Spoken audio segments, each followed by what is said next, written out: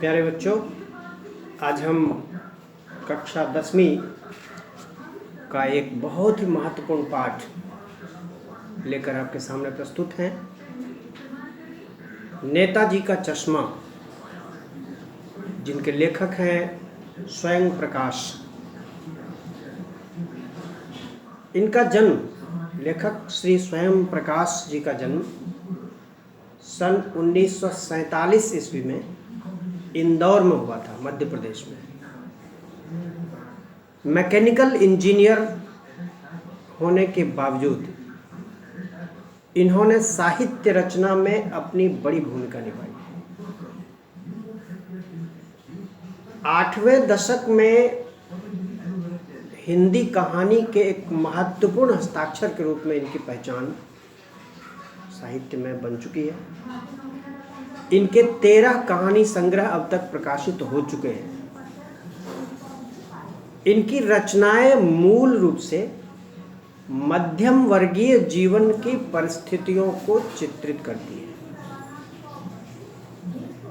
कहीं पर शोषण के विरुद्ध चेतना है, कहीं बुद्धिजीवियों की भूमिका को लेकर कुछ झकझोरने वाली सच्चाइयां रखी गई हैं,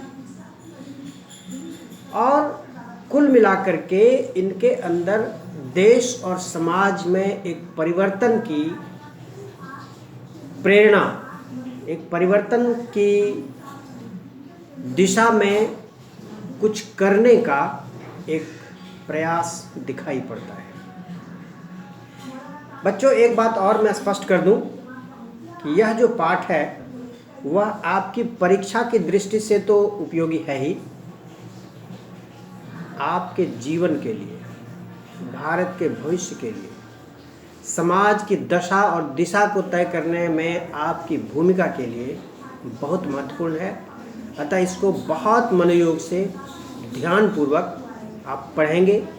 इसकी एक एक बात को गंभीर चिंतन मनन की जरूरत है। हर पाठक इसके एक एक पात्र पर, एक एक घटना पर गंभीरतापूर्वक नज़र डालें, तो इससे बहुत कुछ हो सकता है। समाज में सुधार का बहुत बड़ा कार्य इसके द्वारा हो सकता है। पाठ का वाचन आप कर लेंगे। 10वीं कक्षा में मैं नहीं समझता कि वाचन करने में क्लास में समय दिया जाए, ये आप अपने स्तर से कर लेंगे। मैं इस कक्षा में मूल रूप से इस पाठ के मुख्य बिंदुओं को आपके सामने रखूंगा, जो बहुत आवश्यक है, जिसको समझना बहुत ज़रूरी है। इस पाठ की मूल बातें आपके मस्तिष्क तक, आपके दिमाग तक पहुंचाने की मैं चेष्टा करूंगा। बच्चों, इस पाठ में व्यक्ति के अपने देश के साथ संबंधों के कई स्तरों को रेखांकित करने की कोशिश हुई है। एक सामान्य सी बात जो आप सभी के दिमाग में आती होगी कि हम एक साधारण से व्यक्ति हैं, हम इतने बड़े देश के लिए क्या कर सकते हैं। ये स्वाभाविक है, सबके मन में ये बात उठती है, और फिर उसमें अपनी अपनी प्रवृत्ति के अनुसार लोग आशा या निराशा के अनुरूप अपना निर्णय लेते हैं।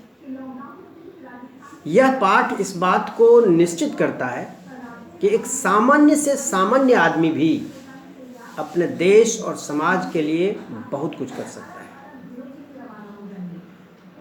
निर्भर करता है हमारी सोच पर, देश के साथ हमारा क्या संबंध है। उसके 3 स्तरों को इस कहानी में रेखांकित करने की कोशिश हुई है। देश के साथ हमारे संबंधों के इस पाठ में 3 स्तर रेखांकित किए गए हैं, जो इस पाठ के तीनों पात्रों, पानवाला, हवलदार साहब और कैप्टन चश्मे वाले के रूप में सामने आए हैं। ये तीनों पात्र समाज में पाए जाने वाले 3 प्रकार के लोगों के प्रतिनिधि हैं। एक एक करके हम उन तीनों पात्रों का विश्लेषण करेंगे, स्पष्ट करने की कोशिश करेंगे आपके सामने कि वे पात्र किस प्रकार से हमारे समाज में पाए जाने वाले विभिन्न वर्गों के प्रतिनिधि हैं। सबसे पहले पान वाले को लेते हैं। पान वाला समाज के ऐसे लोगों का प्रतिनिधित्व करता है जो अपने ही में मस्त रहते हैं। कमाना खाना उनकी ज़िंदगी है, अधिक से अधिक सुख सुविधाएं भोगना उनकी ज़िंदगी है। देश और समाज के बारे में वे कुछ नहीं सोचते, कुछ नहीं करते, बल्कि जो देश और समाज के लिए सोचता है, यथासंभव कुछ करने की कोशिश करता है, यह वर्ग उसका उपहास करता है, मजाक उड़ाता है। किंतु ध्यान देने की बात यह है कि समाज का यह वर्ग बड़ा भोला भाला होता है, भावुक होता है। यह देश और समाज के लिए कुछ सोचने, कुछ करने वालों का मजाक तो उड़ाता है, पर उसके प्रति भीतर से श्रद्धा भी रखता है। यही कारण है कि पान वाला कैप्टन चश्मे वाले की मृत्यु पर दुखी होता है। उसकी चर्चा से उसकी आंखें भर आती हैं। समाज में इस वर्ग के लोगों की संख्या बहुत अधिक है। ऐसे इस वर्ग में लोग बहुत बड़ी संख्या में हैं जो केवल अपने में मस्त हैं, देश और समाज के लिए अपनी कोई भूमिका नहीं समझते और अपने ही में मस्त रहते हैं, बल्कि जो कुछ करता है, कुछ करने की कोशिश करता है समाज के लिए, वो उसका मजाक उड़ाते हैं, उपहास करते हैं। ये पान वाला ऐसे वर्ग का प्रतिनिधित्व करता है। एक दूसरा वर्ग है जो बुद्धिजीवी है, पढ़ा लिखा है, नौकरी करता है, सरकार द्वारा दी हुई सुख सुविधाएं भोगता है। वह सोचता बहुत कुछ है, देश और समाज के हित में बड़ी बड़ी बातें करता है। यह वर्ग जिज्ञासु है, चिंतक है, लेखक है, पत्रकार है, डॉक्टर है, वकील है, इंजीनियर है, समाज के विभिन्न स्तरों पर अपना अच्छा खासा प्रभाव रखता है। यह वर्ग चाहे तो देश और समाज के लिए बहुत कुछ कर सकता है, पर दुर्भाग्य इस बात का है कि समाज का यह प्रभावशाली वर्ग व्यावहारिक रूप से वस्तुतः कुछ नहीं करता जो दूसरों को प्रेरित करने वाला हो। समाज का यह वर्ग सुविधा भोगी है। सिर्फ मन और वचन के स्तर पर इनका योगदान देश और समाज के लिए होता है। कर्म के स्तर पर इनका योगदान कुछ नहीं दिखता, लगभग शून्य होता है। हमारे देश का यह वर्ग भी देश में बहुत बड़ी संख्या रखता है। एक बहुत बड़ा वर्ग है जो ऐसा ही है, बुद्धिजीवी है, पढ़ा लिखा है, इंटेलेक्चुअल है, देश के लिए चाहे तो बहुत कुछ कर सकता है, लेकिन वस्तुतः केवल बोलता बहुत है, सोचता बहुत है, व्यावहारिक रूप से करता कुछ नहीं है। हवलदार साहब इसी बुद्धिजीवी वर्ग के प्रतिनिधि हैं। सरकारी अधिकारी हैं, उन्हें गाड़ी मिली हुई है, वो अपनी सरकारी ड्यूटी करने जाते हैं। नेताजी की मूर्ति के बारे में वो देखते हैं और सोचते हैं, जानने की इच्छा भी होती है कि आखिर इसका चश्मा कौन बदलता है, कौन है वो आदमी। फिर उस कैप्टन के बारे में जानने की कोशिश करते हैं, वो कैप्टन है कौन। तो ये बुद्धिजीवी वर्ग का प्रतिनिधि है हवलदार साहब। और तीसरा जो महत्वपूर्ण, सबसे महत्वपूर्ण वर्ग है, जिसकी संख्या बहुत कम है, इस वर्ग में बहुत कम लोग होते हैं। इस पाठ में समाज का एक तीसरा वर्ग जो चित्रित हुआ है, इसमें लोगों की संख्या बहुत कम है। इसका प्रतिनिधि कैप्टन चश्मे वाला है, जो अपने जीवन की तमाम चुनौतियों के बावजूद देश और समाज के लिए सोचता है और यथासंभव अपनी हैसियत और स्थिति के अनुसार कुछ न कुछ करता है। समाज में लोगों के उपहास का पात्र बनकर भी वह अपने काम में लगा रहता है। वह अपने योगदान में कोई समझौता नहीं करता। ऐसे लोगों की संख्या समाज में बहुत कम होती है, नगण्य होती है, पर वस्तुतः यही समाज के सच्चे हीरो होते हैं। यही किसी समाज की सच्ची पूंजी हैं। तो ये तीन वर्ग, तीन पात्रों के माध्यम से चित्रित हुए हैं। पहला वर्ग हुआ पान वाला, बहुत बड़ी संख्या में उपलब्ध है हमारे समाज में। जो उपहास करता है देश और समाज के लिए कुछ करने वालों का, लेकिन भीतर से उसके प्रति श्रद्धा भी रखता है। दूसरा वर्ग है बुद्धिजीवियों का, इंटेलेक्चुअल्स का, जो सोचता बहुत कुछ है, बोलता बहुत कुछ है, करता कुछ नहीं है। और तीसरा वर्ग है जो समाज का बहुत सामान्य वर्ग का आदमी है, कमाने खाने में परेशान रहता है, विकलांग भी है, शारीरिक चुनौतियां भी हैं, आर्थिक चुनौतियां भी हैं, फिर भी वो देश और समाज के लिए यथासंभव अपनी भूमिका निभाता है और दूसरों को प्रेरित करता है, दूसरों के लिए प्रेरणा का स्रोत बनता है। वो कैप्टन चश्मे वाला है। अब इस कहानी में जो 3 पात्र हैं, इस कहानी का संदेश क्या है, हमारे आपके लिए क्या संदेश है? कहानी का संदेश यह है कि देश और समाज की सेवा करने के लिए धनी या प्रभावशाली होना जरूरी नहीं है। एक गरीब विकलांग व्यक्ति भी देश की सेवा कर सकता है, समाज के लिए अपने स्तर से योगदान कर सकता है। सारी बातें हमारी सोच पर निर्भर करती हैं, हमारे विचारों पर निर्भर करती हैं। कैप्टन चश्मे वाला इस पाठ में सर्वाधिक प्रेरक व्यक्तित्व है, जो तमाम चुनौतियों के बावजूद अपने मिशन में जुटा रहता है, आजीवन जुटा रहता है।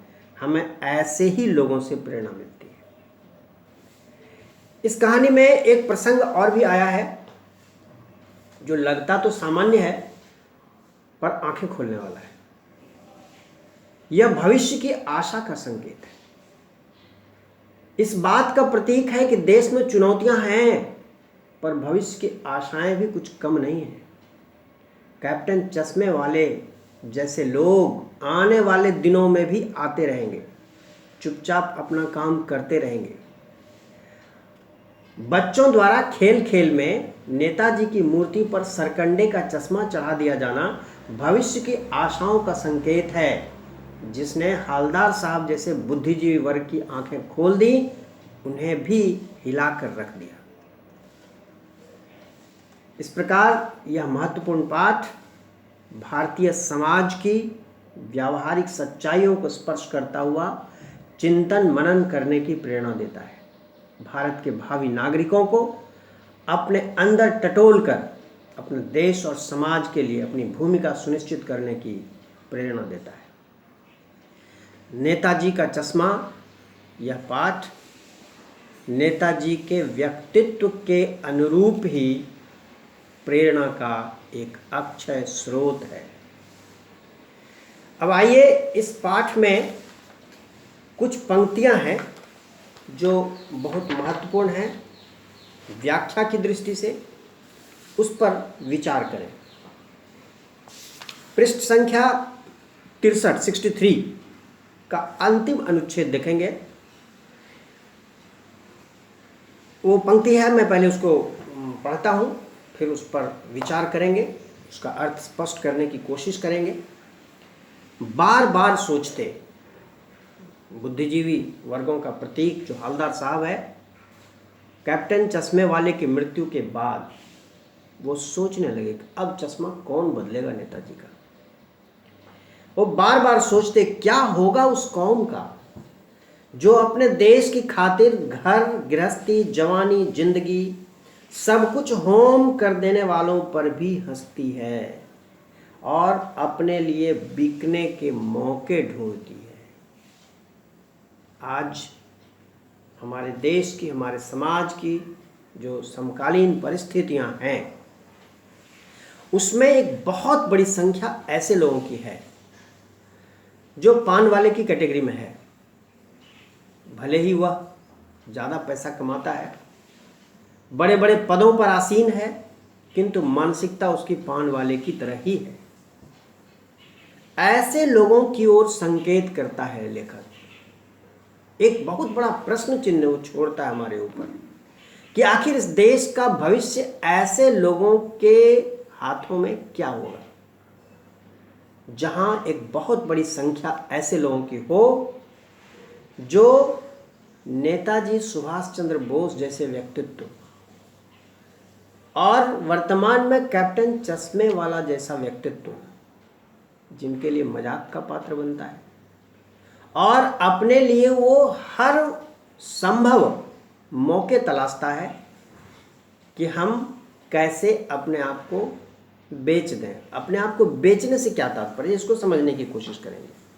अपने लिए बिकने के मौके ढूंढती है, मतलब बिकने का अवसर ढूंढना, बिकने का मौका ढूंढना से क्या आशय है। बिकना किसको कहते हैं? हम पैसे देकर के कुछ सामान लेते हैं तो खरीदते हैं, और कुछ पैसे लेकर कुछ सामान दे देते हैं तो उसको बिकना, बेचना कहते हैं। आमतौर पर खरीदना और बेचने का यही कॉन्सेप्ट है, यही अर्थ है। अब आदमी अपने को कैसे बेचता है? मान लीजिए हमारे पास हमारी कोई जिम्मेदारी सरकार ने तय की कि हमें समाज के विकास के लिए ये काम करना है। अब उसमें हम अपनी जिम्मेदारियों के प्रति उतने गंभीर ना हो करके यदि हम अपने आर्थिक फायदे पर ज़्यादा ध्यान देने लगेंगे तो क्या होगा कि हम समझौता करेंगे अपनी जिम्मेदारियों को निभाने से। और यदि हमें कोई कहता है कि आप ये काम ना करिए, हम आपको इतने पैसे दे देंगे जिससे हमारा फ़ायदा हो जाएगा, तो हम उसको स्वीकार कर लेते हैं, उस प्रस्ताव को स्वीकार कर लेते हैं और हम उस काम को करने से अपने को रोक लेते हैं। यानी अपनी जिम्मेदारियों से समझौता कर लेते हैं छोटे से फायदे के लिए, आर्थिक लाभ के लिए। यानी हमने पैसा ले लिया, घूस ले लिया और फिर अपनी जिम्मेदारियों से मुंह मोड़ लिया। इसी को कहते हैं बिकना। बिकने के मौके ढूंढना, यानी हर आदमी आज इसी अवसर की तलाश में दिखाई पड़ता है। उसे कोई ऐसा पद मिल जाए जिसमें वो अधिक से अधिक आर्थिक लाभ कर सके, अपना व्यक्तिगत फायदा कर सके। जाहिर है जिसकी जिम्मेदारी ज़्यादा होती है उसे ये अवसर ज़्यादा मिलते हैं। जो जितने बड़े पद पर होता है उसको उतनी बड़ी जिम्मेदारी मिलती है और उसको बिकने के ज़्यादा अवसर हुआ करते हैं। हमें इस बात को समझना चाहिए और बिकने के बदले हमें अपने सिद्धांतों पर, अपनी जिम्मेदारियों पर अधिक ध्यान देना चाहिए और एक जिम्मेदार नागरिक के रूप में अपनी भूमिका सुनिश्चित करनी चाहिए। तो ये अपने लिए बिकने के अवसर ढूंढना मतलब अपने छोटे छोटे लाभ के लिए अपनी जिम्मेदारियों से मुंह मोड़ लेना, समझौता कर लेना। ठीक है। एक और इसमें जो महत्वपूर्ण बात है, एक पहले ही पृष्ठ पर पहला अनुच्छेद है। इसमें नगरपालिका की भूमिका, हमारे देश में नगरपालिकाओं की क्या भूमिका है। वो सब नगरपालिकाएं होती हैं तो कुछ न कुछ काम कराती रहती हैं। किसी शहर में भी नगरपालिका थी जो इस पाठ में चर्चित है। अब उसमें दिया कि नगरपालिका, एक वाक्य है, नगरपालिका थी तो कुछ न कुछ करती रहती थी। नगरपालिका थी तो कुछ न कुछ करती भी रहती थी। कभी कोई सड़क पक्की करवा दी, कभी कुछ पेशाब घर बनवा दिए, कभी कबूतरों की छतरी बनवा दी, तो कभी कभी सम्मेलन करवा दिया। इसी नगरपालिका के किसी उत्साही बोर्ड या प्रशासनिक अधिकारी ने एक बार शहर के मुख्य बाजार के मुख्य चौराहे पर नेताजी सुभाष चंद्र बोस की एक संगमरमर की प्रतिमा लगवा दी। अब जिस तरह से और सारे कार्य हुआ करते हैं, बिजली की व्यवस्था करना, सड़कें बनवाना, नालियां बनवाना, उसी कैटेगरी में यह भी एक काम कर दिया गया। मतलब इसके लिए कोई बौद्धिक सोच की गंभीरता नहीं थी। जैसे सड़कें बनवाना, नाला बनवाना, वैसे एक नेताजी सुभाष चंद्र बोस की मूर्ति स्थापित कर देना। यह कहीं न कहीं हमारे बौद्धिक स्तर को बताता है कि नेताजी सुभाष चंद्र बोस की मूर्ति का लगाया जाना उतना भी सामान्य कार्य नहीं है जितना सड़कें बनवाना, नालियाँ बनवाना, गलियाँ बनवाना। यह एक महत्वपूर्ण बात है। फिर हाई स्कूल के इकलौते ड्राइंग मास्टर, मान लीजिए मोतीलाल जी को ही यह काम सौंप दिया गया होगा, जो महीने भर में मूर्ति बनाकर पटक देने का विश्वास दिला रहे थे। नेताजी सुभाष चंद्र बोस की मूर्ति बननी है तो उसके लिए हमारा भावनात्मक लगाव होना चाहिए। ऐसा नहीं हुआ। जिन्हें ये जिम्मेदारी दी गई वो बस अपनी ड्यूटी निभा करके जैसे तैसे काम मूर्ति बना के पटक देना मतलब जैसे तैसे काम को पूरा कर लेना, अपनी काम को निपटा देना।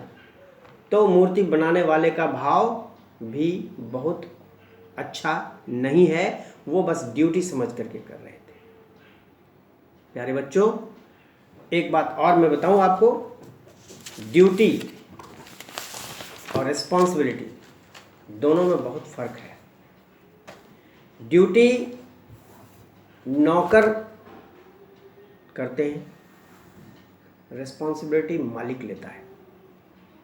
इसलिए आप भी जीवन के जिस क्षेत्र में भी हों, ड्यूटी को ड्यूटी समझकर नहीं, उसे अपनी जिम्मेदारी समझकर पूरा करें, रिस्पॉन्सिबिलिटी समझकर पूरा करें, रिस्पॉन्सिबल सिटीजन बनने की कोशिश करें। आप जिस क्षेत्र में हैं, जहाँ भी हैं, अपनी जिम्मेदारियों को समझें, गंभीरता से समझें और उसका निर्वाह करने की कोशिश करें।